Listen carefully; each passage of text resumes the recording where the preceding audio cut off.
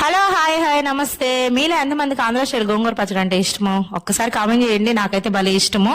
మన పాతకాల పద్ధతులు అయితే రోట్లో వేసి దంచుతారు. రోల్ అవైలబుల్ గా లేదు కదా, అది ఎందుకో తెలియదండి. వారానికి ఒకసారి అయినా పచ్చడిగా నాలుగు తగిలిపోతే అస్సలు చవ్వబడిపోతుంది. ఇంకెందుకు లేటు, నా స్టైల్లో ఆంధ్ర స్టైల్లో గోంగూర పచ్చడి ఎలా చేయాలో ఈ రోజు అయితే మీకు చూపించబోతున్నాను ఈ వీడియోలో. ఖచ్చితంగా వీడియో మొత్తం చూసి నాకు లైక్ చేసి సబ్స్క్రైబ్ చేసుకోండి మన ఛానల్. ఓకేనా? మీ సపోర్ట్ ఇలాగే ఉండాలి.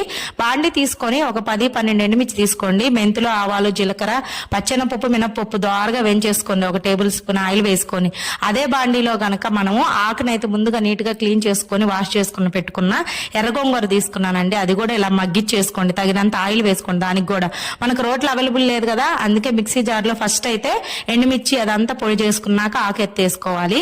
ఆకు కూడా మనం కచ్చాబచ్చగా చేసుకున్న తర్వాత 4 తెల్లగడ్డ రబ్బలు ఇట్లా పప్పు గుత్తుతో దాన్ని చేసుకోండి. అబ్బా అదిరిపోద్ది.